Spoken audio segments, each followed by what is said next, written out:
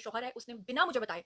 निकाह कर लिया। वो खुफिया निकाह किया और जब वो खुफिया निकाह किया तो मुझे नहीं पता था और जब मुझे पता चला तो सिवाय उसको कबूल करने के मेरे पास कोई दूसरा रास्ता नहीं था क्योंकि मैं अपने बच्चों को उनके बाप से दूर नहीं करना चाहती थी। बिल्कुल आप सब लोग जानते हैं कि ये बात हुई थी। अब मैंने आपको प्रूव करना है कि वो निकाहनामा जो सबूत के तौर पे दिखाया गया, क्या वो सच्चा है या वो डॉक्यूमेंट ही झूठा है। और ये हम ज़ुबानी कलामी बात नहीं करेंगे कि सितारा साहिबा कह रही हैं कि जी वो सच्ची हैं, मैं कह रही हूँ कि जी वो झूठी हैं। आज जो हमारे साथ लीगल एडवाइज़र्स हैं वो हैं ही हमारे साथ इसलिए कि एक वकील नहीं, 2 वकील नहीं, हम 3-3 वकला से पूछेंगे कि बताइए कि ये जो डॉक्यूमेंट दिखाया गया है ये टेम्पर्ड है, झूठा है, गलत है या वाक़ई सच्चा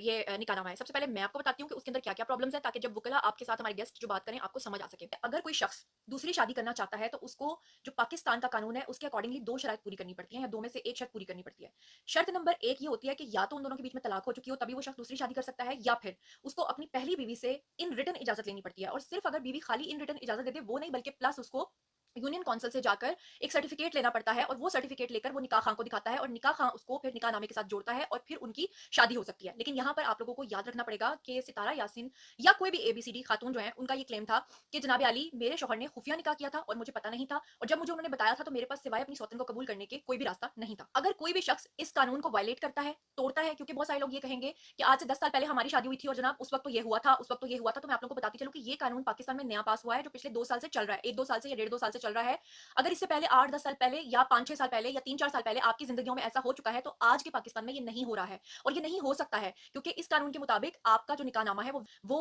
नादरा में जाकर रजिस्टर ही नहीं होता और पाकिस्तान का कानून ऐसी किसी औरत को आपकी बीवी बनाता ही नहीं है, मानता ही नहीं है। और साथ ही साथ मैं ये बताती चलूं कि अगर कोई इंसान इस कानून को तोड़ता है तो उसकी सजा जो है वो पूरी 1 साल उसको जेल काटनी पड़ती है प्लस उसको 5 लाख रुपए जुर्माना होता है। और अगर वो निकाह खां जो निकाह करवाता है बिना ये चीजों को निकाहनामे के साथ अटैच किए उसको भी सजा होती है। वो क्या क्या सजा होती है, कितनी कितनी सजा होती है, एडवोकेट साहब हमारे साथ मौजूद हैं, हम उनसे पूछते हैं, वो हमें बताते हैं कि जनाब अगर कोई शख्स अपनी बीवी के साथ अगर उसकी वो शादी कर रहा है या अगर कोई शख्स जो है यूनियन काउंसिल से परमिशन सर्टिफिकेट लिए बगैर जा रहा है तो उसकी क्या कंडीशन होगी, उसको क्या सजा मिलेगी और कानून उसके बारे में क्या कहता है। उसके बाद में अगर अकॉर्ड है वो हमने निकलवाया है, जो असल में सितारा के हस्बैंड है उनका ये सारा डाटा आपको नजर आ रहा है। इसको मैंने ब्लर इसलिए किया है कि उनके सिक्योरिटी पॉइंट ऑफ व्यू से हमें कोई हक नहीं पहुंचता कि हम उनका डाटा सबको दिखा दें। तो साजिद साहब का ये डाटा आपको नजर आ रहा है, यहाँ पे उनके फोन नंबर्स, उनका घर का पहला जो उनका पहले वाला घर था उसका एड्रेस, उनके दूसरे घर का एड्रेस, उनकी सारी डिटेल हमारे पास आ रही है जो इस वक्त हमारी लीगल टीम के पास है। अच्छा यहाँ पर मैं आपको बताती चलूं कि कौसर का कोई रिकॉर्ड ही नहीं निकला है। अगर कौसर का रिकॉर्ड निकल आता तो हम हमारे लिए तब भी बड़ी हैरानी की बात होती, क्योंकि मैंने आपको बताया कि पाकिस्तान का कानून इस चीज को तस्लीम ही नहीं करता कि एक शख्स एक वक्त में 2 बीवियां रखे। और इसी चीज ने हमें जो है वो मशकूक किया था कि एक औरत दिन रात आकर पाकिस्तानियों, ओवरसीज पाकिस्तानियों, भारतीयों की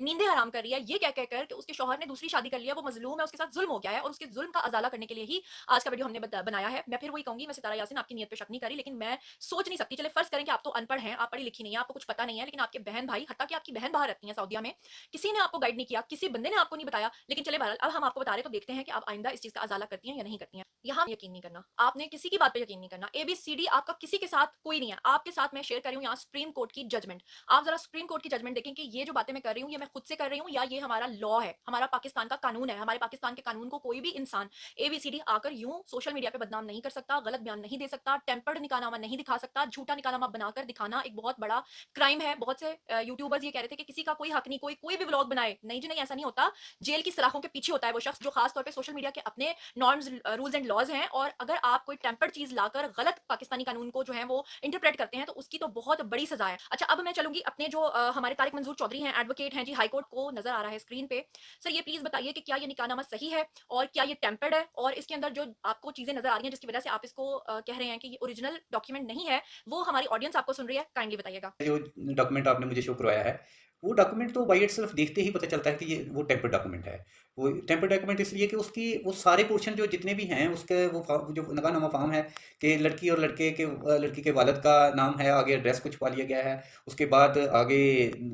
डेट जो है वो नहीं है, उसको भी उस पे भी अपने उसको ब्लर कर दिया गया है। आगे जो है अपने जो विटनेसेस हैं, गवाह हैं इसके निकाह के, उनको भी। जो वकील होता है ये यानी कि लड़की की तरफ से वालिद भाई या किसी रिश्तेदार की सूरत में, वो भी जो है उसको भी बीच में जो है वो हाइड कर दिया गया है। तो इस तरह से वो डॉक्यूमेंट देखते ही पता चल जाता है कि वो टेम्पर्ड डॉक्यूमेंट है। और टेम्पर्ड डॉक्यूमेंट की सज़ा जो है वो तो आपको पता है कि 420, 68 और 71 है और वो 7 साल तक सज़ा है।